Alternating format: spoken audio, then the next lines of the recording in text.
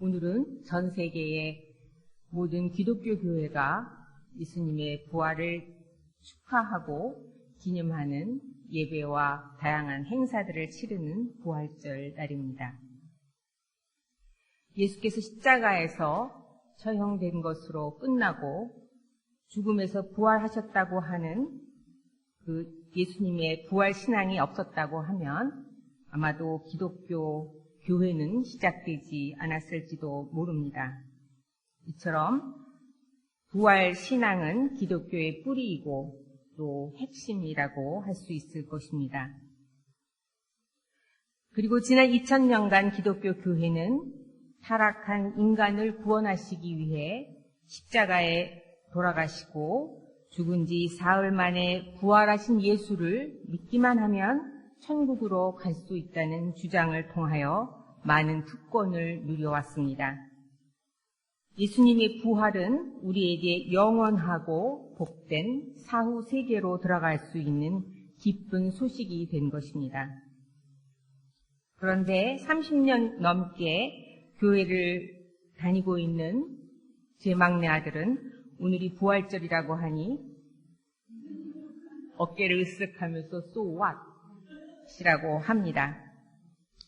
진화론이나 빅뱅 이론을 배우며 자란 21세기의 젊은이들에게 죽은 자가 다시 살아났다고 하는 부활 이야기는 시대착오적이고 나와는 상관이 없는 이야기로 들릴지도 모르겠습니다. 아마도 이러한 현상은 젊은이들에게만 있는 일은 아닐 것입니다. 얼마 전에 여고 동창생들이 모여서 수다를 떠는데 그날의 공통의 화제는 우리의 부모님이었습니다.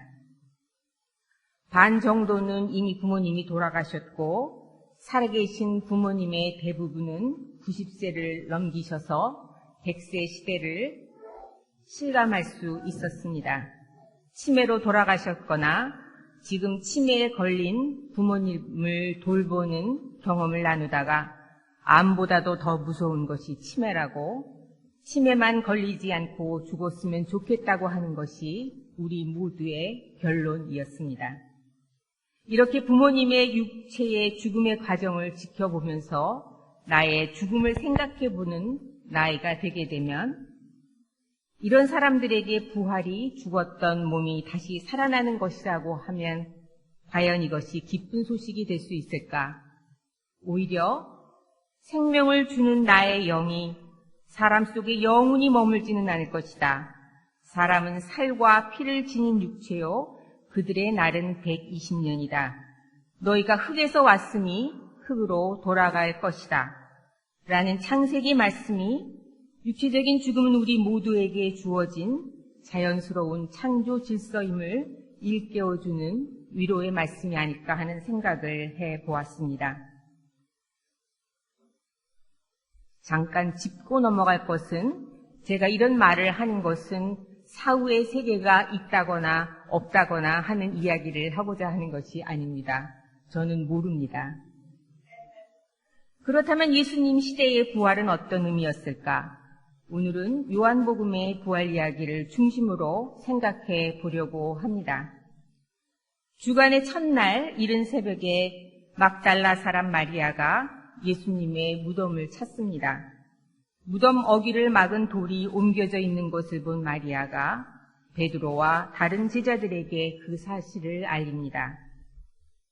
그들이 무덤으로 뛰어와 안을 들어가 보고 무덤이 빈 것을 확인합니다. 그런데 아직도 그들은 예수께서 죽은 사람들 가운데에서 반드시 살아나야 한다는 성경 말씀을 깨닫지 못했다고 말합니다. 아마도 예수님의 부활은 누구나 알 수 있는 객관적이고 상식적인 사건이 아니고 깨달음의 눈으로만 보이고 이해할 수 있는 개인적이고 특별한 신비한 경험이었던 것 같습니다. 깨닫지 못한 제자들은 자기들이 있던 곳으로 다시 돌아갔다고 하는 말씀은 예수님의 부활의 의미를 깨닫지 못한 사람은 여전히 예전의 자리, 예전의 자신의 가치관과 삶의 방식을 벗어날 수 없다고 하는 의미가 아닐까 생각을 해봅니다. 무덤 밖에 서서 울고 있던 마리아가 몸을 굽혀서 무덤 속을 들여다봅니다. 흰옷을 입은 천사들이 마리아에게 말합니다. 여자여, 왜 우느냐? 마리아가 대답합니다. 누가 우리 주님을 가져갔습니다. 어디에 두었는지 모르겠습니다.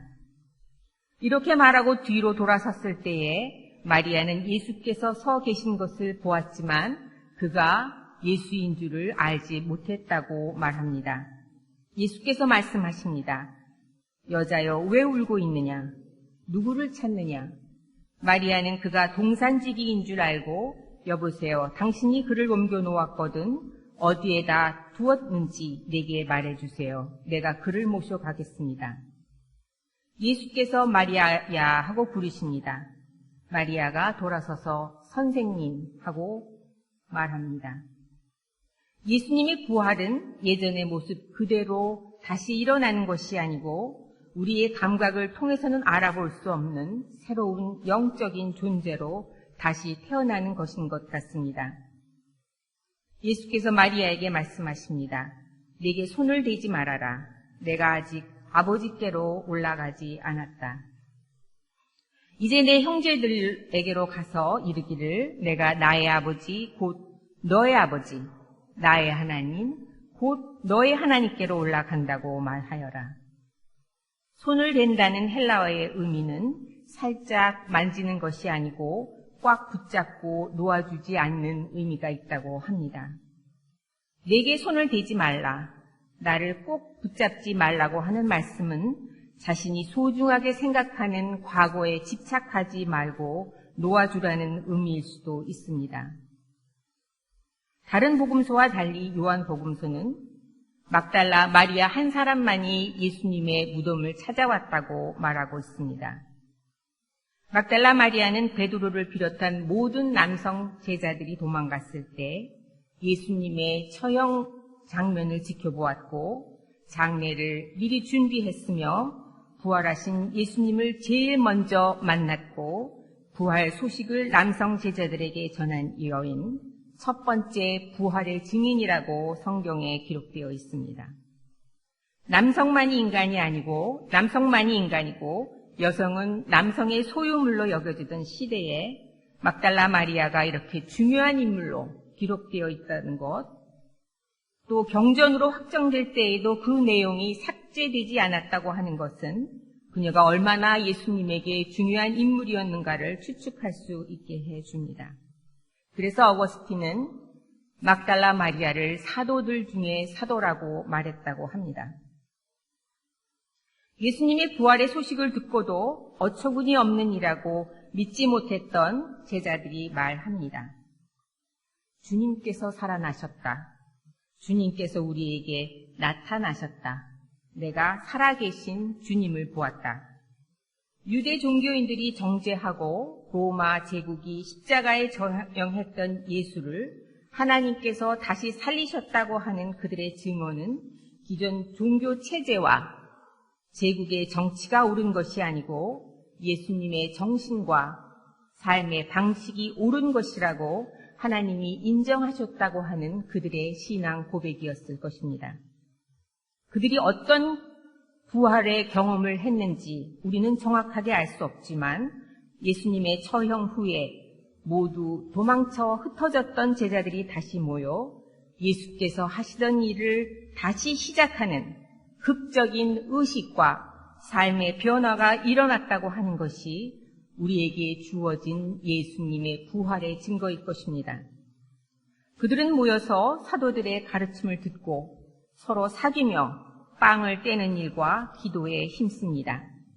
모든 것을 공동으로 소유하고 모든 사람들에게 필요한 대로 나누어 줍니다.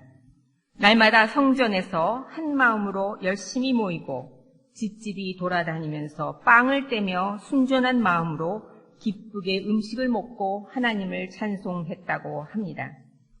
이것이 처음 기독교 공동체의 교회의 모습이었습니다.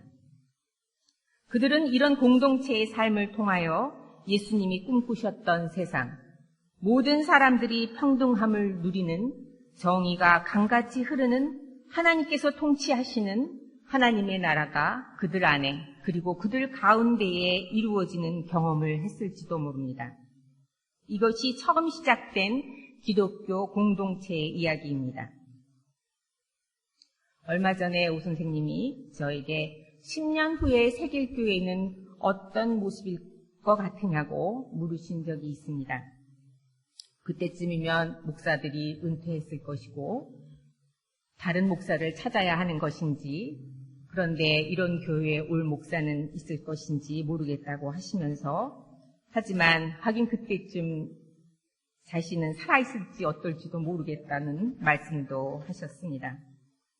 내가 떠난 뒤에도 세길교회가 어떤 모습일까 궁금해지는 것은 아마도 요즘 제가 두 손녀딸을 보면서 저것들이 자라서 뭐가 될까?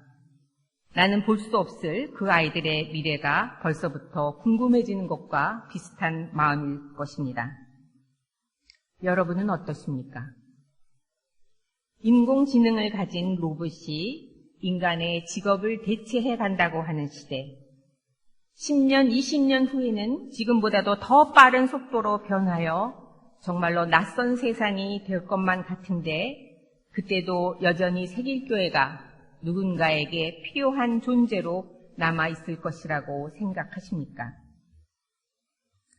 정답도 모르면서 우리가 계속해서 교회가 무엇인지를 생각하고 토론하는 것은, 이 질문은 우리가 누구이며 어떻게 살아가야 할 것인가에 대한 고민이기 때문일 것입니다. 세길교회는 주간에 첫날 모여 예수님의 가르침과 삶을 배우고 묵상합니다. 유대 정결법이 가까이 해서는 안 된다고 정해놓은 병든 사람, 피 흘리는 사람, 선한 사람들과 함께 하셨던 예수님의 식탁을 재현하면서 여자나 남자나 노인이나 어린아이나 배웠거나 못 배웠거나 많이 가졌거나 적게 가졌거나 모든 인간은 하나님의 형상으로 평등하게 창조된 형제, 자매임을 늘 확인합니다. 우리가 우리의 소득의 일부를 주님께 드리는 것은 우리에게 주어진 것들이 우리 이웃들과 일용할 양식을 함께 나누라고 허락되고 맡겨진 것이라고 믿기 때문입니다. 또한 나에게 되갚을 수 없는 이웃들을 섬기는 것이 하나님을 사랑하는 방법이라고 믿기 때문입니다. 교회는 부활 신앙을 가진 사람들의 공동체입니다. 세상의 지배 속에서 고난과 핍박, 그리고 죽음을 당해야 했던 사람들, 절망 가운데 신은 침묵만 하고 있는데 끝까지 포기하지 않고 신실하신 하나님을 끝까지 신뢰함으로써 희망의 끈을 놓지 않았던 사람들 속에서 비롯된 것이 부활의 신앙입니다. 그리고 우리는 그 신앙을 이어받은 사람들입니다.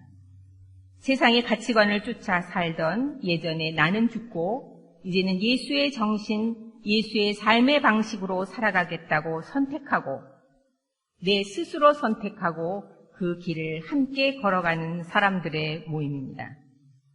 때로는 예수님이 꿈꾸시던 세상은 동화 속에나 나올 수 있는 불가능한 세상이라고 항의해보기도 하고 우리의 힘으로 우리가 사는 세상을 변하게 할 수는 없다고 변명하기도 하고 때로는 기독교인으로서 제대로 살지 못하고 있다는 죄책감을 가져보기도 합니다.